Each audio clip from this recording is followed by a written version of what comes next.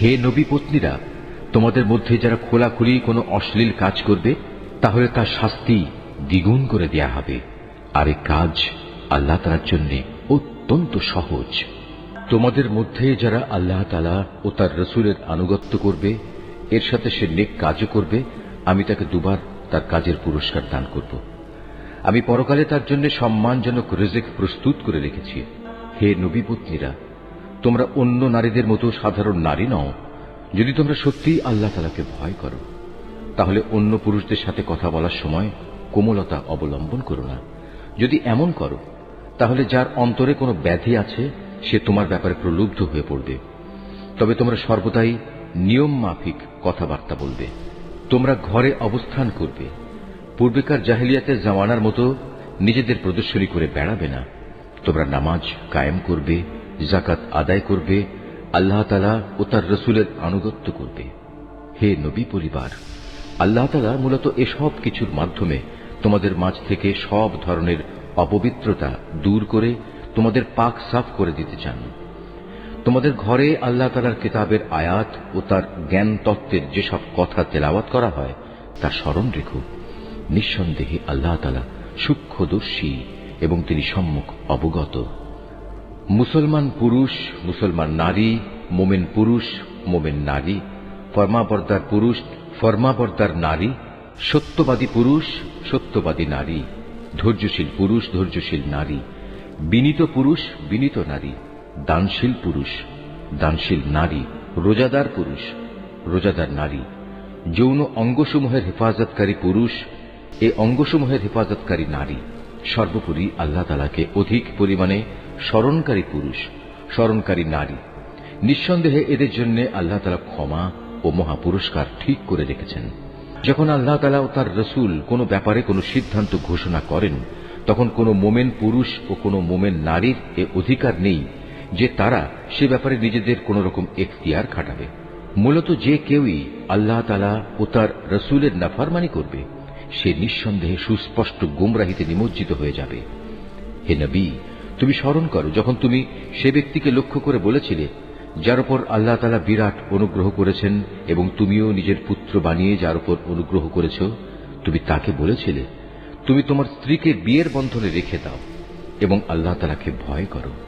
কিন্তু এ পর্যায়ে তোমার মনের ভেতরে যে কথা তুমি লুকিয়ে রেখেছিলে, আল্লাহ তাআলা পরে তা প্রকাশ করে দিলেন। আসলে তোমার পালক পুত্রের তালাক প্রাপ্ত স্ত্রীকে বিয়ে করার ব্যাপারে তুমি মানুষদের কথাকেই ভয় করছিলে, অথচ তুমি জানো আল্লাহ তাআলাই হচ্ছেন ভয় পাওয়ার বেশি হকদার। অতঃপর এক সময় যখন জায়েদ তার স্ত্রীর কাছ থেকে নিজের প্রয়োজন শেষ করে তাকে তালাক দিয়ে দিল, তখন আমি তোমার সাথে তার বিয়ে সম্পন্ন করে দিলাম, যাতে করে ভবিষ্যতে মোমেনদের উপর তাদের পালক পুত্রদের স্ত্রীদের বিয়ের মাঝে আর কোনো সংকীর্ণতা অবশিষ্ট না থাকে। বিশেষ করে তারা যখন তাদের স্ত্রীদের কাছ থেকে নিজেদের প্রয়োজন শেষ করে তালাক দিয়ে দেয়। আর সর্বশেষে আল্লাহ তাআলার আদেশই কার্যকর হতে হবে।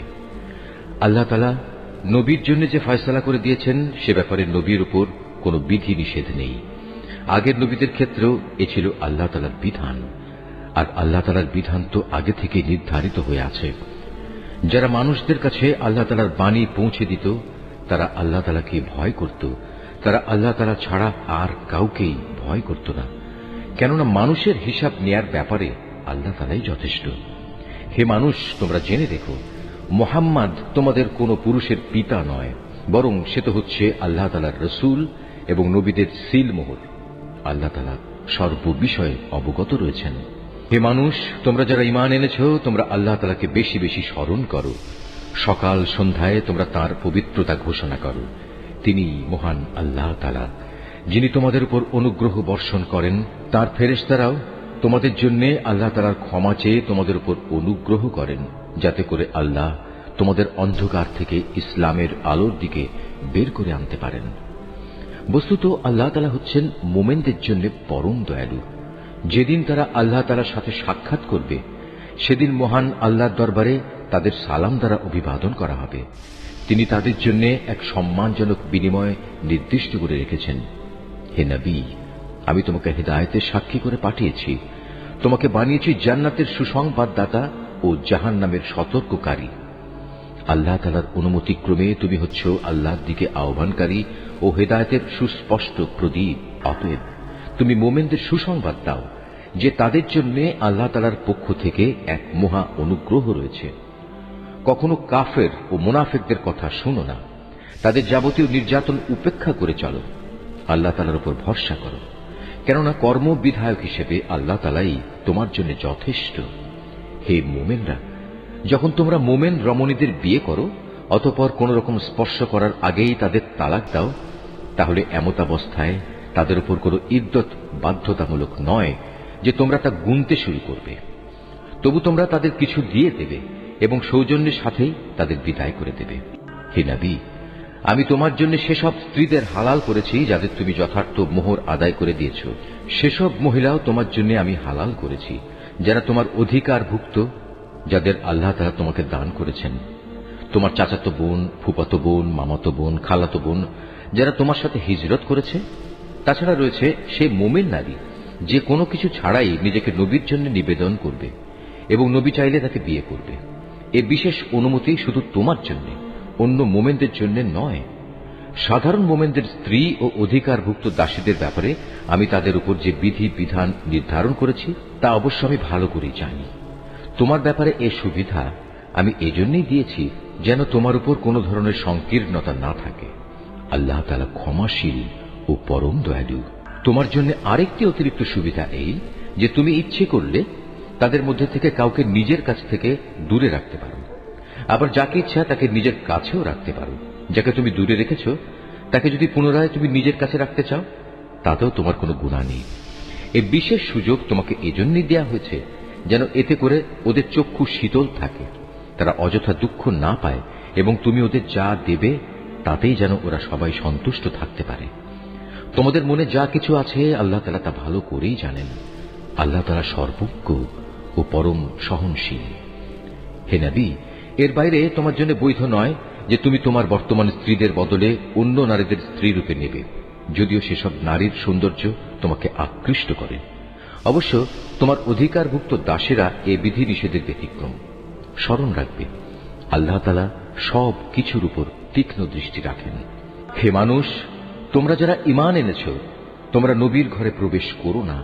অবশ্য যখন তোমাদের খাওয়ার জন্য আসার অনুমতি দেয়া হয় তাহলে সে অবস্থায় এমন সময় পর্যন্ত অপেক্ষা করে প্রবেশ করো যাতে তোমাদের খাওয়ার জন্য অপেক্ষা করতে না হয়। কিন্তু কখনো যদি তোমাদের ডাকা হয় তাহলে সময় মতোই প্রবেশ করো। অতঃপর যখন খাবার গ্রহণ শেষ করে ফেলবে তখন সাথে সাথে সেখান থেকে চলে যেও এবং সেখানে কোনো অর্থহীন কথাবার্তায় নিমগ্ন হয়েও না। তোমাদের এই বিষয়টি নবীকে কষ্ট দেয়। সে তোমাদের এই কথা বলতে লজ্জাবোধ করে, কিন্তু আল্লাহ তাআলা সত্য বলতে মোটেই লজ্জাবোধ করেন না। হ্যাঁ, তোমাদের যদি নবী পত্নীদের কাছ থেকে কিছু চাইতে হয় তাহলে পর্দার আড়াল থেকে চেয়ে নিও। এটা তোমাদের ও তাদের অন্তরকে পাক সাফ রাখার জন্য অধিকতর উপযোগী। তোমাদের কারো জন্যই এটা বৈধ নয় যে তোমরা আল্লাহর রসুলকে কষ্ট দেবে, না এটা তোমাদের জন্য বৈধ যে তোমরা তার পরে কখনো তার স্ত্রীদের বিয়ে করবে। এটা আল্লাহ তাআলার কাছে এক বড় অপরাধের ব্যাপার। তোমরা কোনো জিনিস প্রকাশ করো কিংবা তা গোপন করো, আল্লাহ তাআলা তা সবই জানেন, কেননা তিনি সর্বজ্ঞ। যারা নবী পত্নী তাদের উপর তাদের পিতা, ছেলে, ভাইদের ছেলে, বোনদের ছেলে সব সময়ে আসা যাওয়া